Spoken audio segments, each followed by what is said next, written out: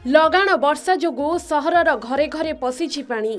उपर मुंडरे प्रबल वर्षा जोगु खोलिला हदगढ़ डैम रो 4टी गेट। सालंदी नदी रे आसिला चलित वर्षर प्रथम बन्या। बन्या जोगु भद्रक एवं तिहिडी ब्लॉक अंचलर 5टी पंचायत रे बन्या स्थिति देखा जाइछि। भद्रक ब्लॉक रो बेंताल, खंडतड़ा, अन्नपाल एवं विष्णुपुर पंचायत रे चाष जमी सहित गाँव में पशिछि बन्या पानी। विशेषकर बेंताल पंचायत रो 5 नंबर एवं 6 नंबर वार्ड रे थिबा लोकंक घर भितरे बन्या पानी प्रवेश करिछि।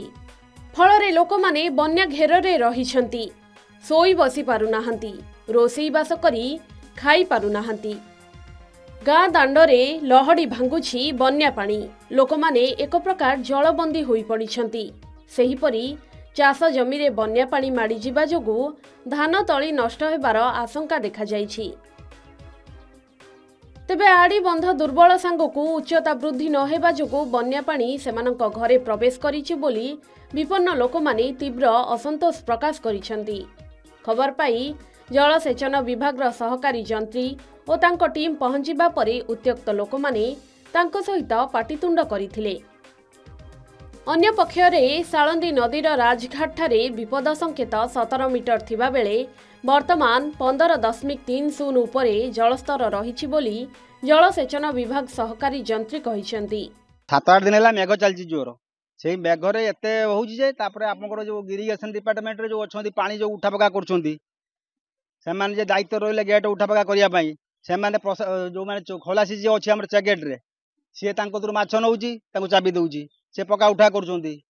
आमे बारंबार सालंद ऑफिस रे जणैला द्वारा से माने सुनु नांती एई जे मु एक मु कहउछंती बाली बस्ता पकेइमु पकेले नै ता फल कूल बंध हमर जागे गडाणिया थिला से जगहटा भांगी हमर पानी गाँ को पसिक नष्ट होउछि। 5 नंबर 6 नंबर वार्ड 2टा जाके नष्ट होउछि। वर्तमान सालंद बन्या राति 4टा बेले गेट वर्तमान ये सालंद गेट रे प्रशासन माने किछि बुझु नांती से माने माछ धरिया पई गेट पकई वर्तमान पानी ओभर कर दउछंती। ओभर करबा सत्ते गेट केनाल बुड़ी पानी आसे घर पर्यंत साप चिति साप कतुर आरंभ करी माटी घर जार कच्चा घर अच्छी से कच्चा घर को सब पूरा कांथ सब पड़गलानी।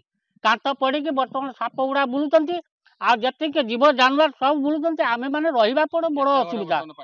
पानी आम घर भितर पशि जाइए राति 3टारू पानी पशिलानी माछ धरला वाला गेट पकईकी रोकचंती आमे सुई पारनुनी। आमे बिछना चटे भी आमर सब उडा आमर बेला बासन भी आमर सब भासी भूसी गला। आमे खाइबा पाई भी आमे नाही आमर तो काली जो पानी आसला हम कंट्रोल भितर माने नदी भितर पानी जाउथला राति रे हठात से माने पानी बढ़ी दी हमको जना नहीं तथापि आमे वाच रे थिलु आमे गेट फेट खुली की तमे सेटा व्यवस्था कर दै सब आड़े गेट जो पानीटा पशि जाइए सेटा पशिकी अच्छी सेटा आउ 3-4 घंटा पर रिलीज हो जिवो या तो कथा। अन्यपटे भद्रक जिलापाल दिलीप राउतराय बन्यांचल गस्त करी वास्तव स्थिति देखिथिले। से प्रथमे खंडतड़ा पंचायत और परे बेंताल पंचायतर विभिन्न गाँ को जाई बन्या विपन्नक समस्या जानिथिले। एपरिकी नदी बंधरे किपरि ओभरफ्लो होई नदी जल गाँ भितर को प्रवेश करुछि तार स्थिति मध्य देखिथिले। परे विपन्न लोकंकु सुखिला और रंधा खाद्य देबाको पंचायत अधिकारी माननकु निर्देश देइथिले। सेहिपरि बाली बस्ता पकाई नदी बंधर मरामती करबाकु मध्य जिलापाल सालंदी केनाल डिविजन को निर्देश देवा सहित पानी कमिगले गाँ गाँ रे स्वास्थ्य टीम पहुंचिबो बोली कहिथिले। पानी को विशोधन कराजिबो बोली जिलापाल कहिसंती। पंचायत एक्चुअली मेजरली अफेक्टेड हे गला गोटेला गुजीदरडा गोटेला बेंताळ आ गोटे होची हमर खंडतड़ा। वर्तमान खंडतड़ा रे मु अछि एवं एठी हठात माने माने टिके कम्युनिकेशन गैप हे गला जोति पई कि समान पाखरे माने से माने गेटटा उठै पार नथिले स्लुइस गेटटा जोति पई कि असुविधा ठी हला। वर्तमान पानी कमी गलानी एवं सब स्थिति मध्य नियंत्रणाधीन अछि। 16टी फैमिली माने अफेक्टेड टिके हेइथिले एवं सेमानक पई मध्य ड्राई रेशन रो व्यवस्था करा जाइछि एवं रंधा खाद्य व्यवस्था मध्य करा जाइछि। 16टा फैमिली रो पाखापाखि 75-80 जन लोक तेणु मु भाबु जाउ कि विशेष समस्या नाही एटा गोटे माने अप्रत्याशित भाव में हठात सेटा हे गला। हमर मेजरली हमर बैतरणी रे मध्य वर्तमान स्थिति मध्य नियंत्रणाधीन अछि। सालंदी रे मध्य सब आड़े फ्लड वाटर सिचुएशन मध्य अछि। बन्या विपन्नଙ୍କ दुर्दशा बढ़ी जाइछि।